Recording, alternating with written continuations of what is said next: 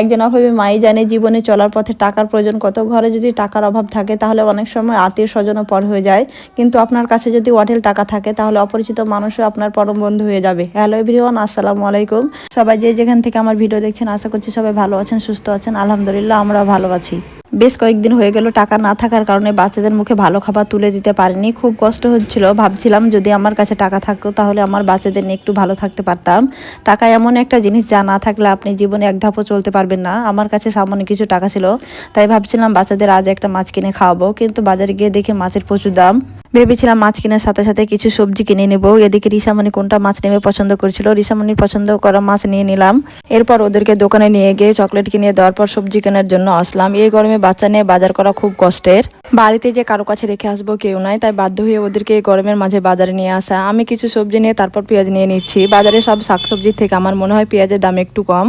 সব বাজার করার পর আমরা তাড়াতাড়ি বাড়িতে আসলাম। বাইরে এত পরিমাণ রোদ যে বাজার করতে খুব কষ্ট হচ্ছিল, খুব ক্লান্ত লাগছিল, তাই ঘরে একটু আরাম করে নিলাম।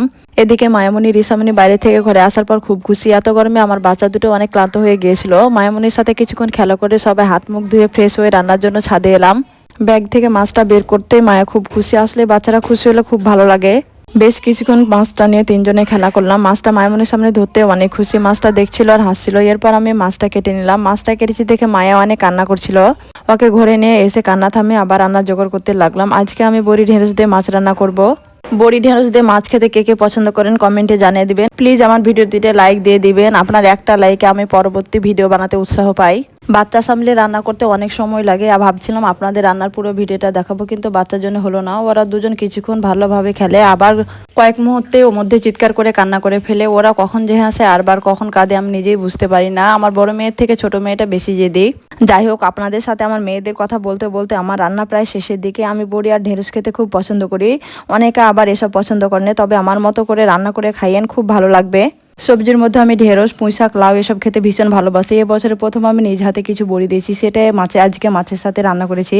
রান্না শেষ করে বাচ্চাদের গোসল করে দিলাম। মায়ামণি খুব কান্না করছিল, তাই আমি গোসল করতে পারিনি। অনেক খিদা লেগেছিল, তাই আমি ভালোভাবে হাত মুখ ধুয়ে খাবার খেতে বসলাম। ফ্রিজে বোতলে করে পানি রেখেছি, আজকে অনেক গরম তাই ঠান্ডা পানি খাবো। আমার বড় মেয়ে মাছের মাথা খেতে খুব পছন্দ করে, তাই রিসামণিকে মাছের মাথাটা দিলাম। মায়ামণিকে কোলে নিয়ে আমি খাবার খেয়ে নিলাম। আজকে মায়ামণি বেশি কাজ ছিল। আসলে মায়ামণি এ সময় ঘুমায়, রান্না করতে দেরি হয়, ওকে ঘুম দিতে পারেনি, তাই ঘুমের জন্য কান্না করছে। রিসামণির খাবার খাওয়া শেষ হলে দুই বোনকে ঘুম পাড়িয়ে দিব। এতক্ষণ আমার ভিডিওটি দেখার জন্য সবাইকে অসংখ্য ধন্যবাদ। প্লিজ ভিডিওটি লাইক সাবস্ক্রাইব করে আমার পাশে থাকবেন। আপনাদের এই ছোট্ট ছোট ভালোবাসা আমাদের অনেক দূর এগিয়ে নিয়ে যাবে। আল্লাহ হাফেজ সবাইকে।